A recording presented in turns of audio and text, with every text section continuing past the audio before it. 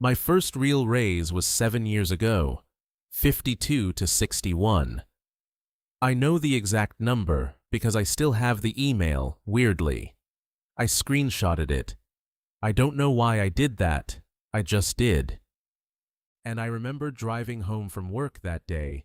I had this beat-up Civic at the time, had this rattle in the door that I never fixed, and I said out loud, to nobody, "Okay, this is the year." Like a whole speech to myself in traffic on 95. 4 months go by. I'm checking my account before bed like I always do, same pit in my stomach I always get, and I remember thinking, wait, didn't I already fix this? I fixed this already, right? I got the raise. I didn't fix anything. I just moved my own finish line 10 feet and somehow forgot I was the one who moved it. Which is such a dumb thing to do to yourself, but apparently it's basically universal, because I've talked to probably 15-20 people about this exact feeling since, and every single one of them has a version of the same story. $10,000 raise. On paper, great. You are not getting $10,000, not even close, and nobody tells you this before it happens, which honestly kind of pisses me off in retrospect. Taxes eat into it first. Obviously, depending what bracket you're landing in, you might only actually keep 6 or 7 out of that 10. Then 401k contributions come out before the number even hits your pay stub if you're doing that, which you should be, separate topic. And then, this is the one that got me specifically. My health insurance premium went up like $40 a paycheck that same year. Completely unrelated timing, just bad luck.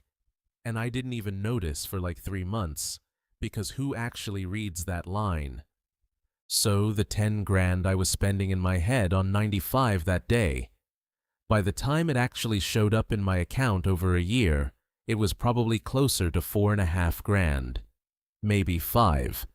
Which is like $375 a month extra, give or take. Which is fine. It's genuinely fine. It's good, actually. It is not everything is different money, though. It was never going to be. Here's the annoying bit. Even that smaller number, most people still don't feel it, and that's not a tax thing anymore. That one's just us. You get the raise, and your life starts quietly rearranging itself around it without you clocking it in real time. I started doing Uber Eats like 4 nights a week instead of maybe once. My apartment started feeling small. It wasn't actually small, it was the same apartment. I just started noticing it more.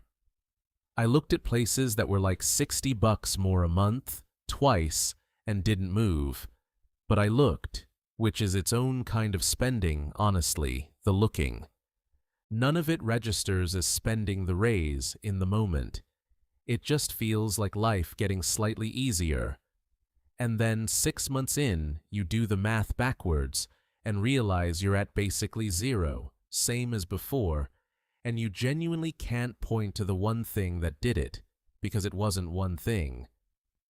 There's an actual term economists use, lifestyle creep, but I like hedonic treadmill better, honestly. It just sounds more accurate to what it actually feels like. I want to say this clearly because I think Finance YouTube gets this wrong a lot. This isn't about willpower. It's not that you're weak or bad with money. Your brain legitimately does not track income as a fixed number. It tracks it relative to whatever you were making before. Going from 50 to 60 doesn't register as, I have $60,000 now. It registers as 10 more than before, and that feeling has an expiration date, and it's shorter than you'd think. Once 60 is just what you make, 60 stops meaning anything, and you need the next bump to get that same little hit again. Same exact mechanism, by the way, is why some guy making 300 grand still feels broke half the time. Sounds insane when you say it out loud, but it's true. The number moves, and enough just moves right along with it, like it's chasing the number on purpose. I'm not going to sit here and tell you to never enjoy a raise. That's not the point of this. And also that advice never works long-term for literally anybody, myself included.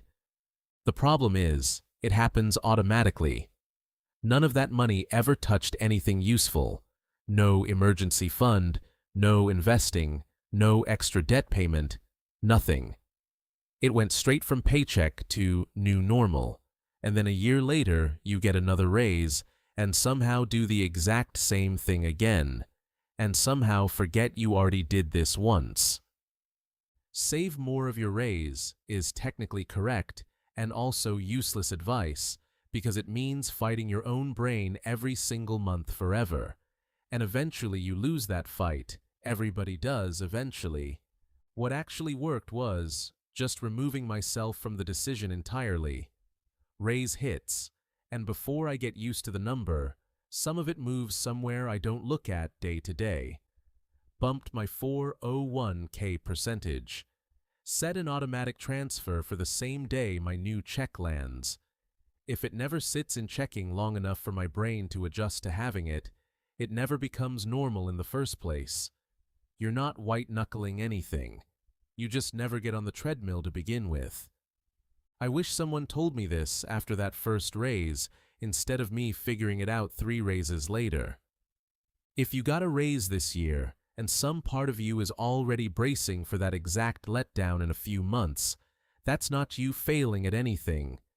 Your brain's just built this way, and it happens to basically everybody, including people making way more than either of us probably ever will. The number was never going to fix the feeling. It doesn't work like that. The only thing that actually changes anything is deciding on purpose what happens to the money before your brain quietly decides for you. If any of that sounded a little too familiar, subscribe. Next one I'm doing actual numbers on how much of a raise you should be saving versus spending.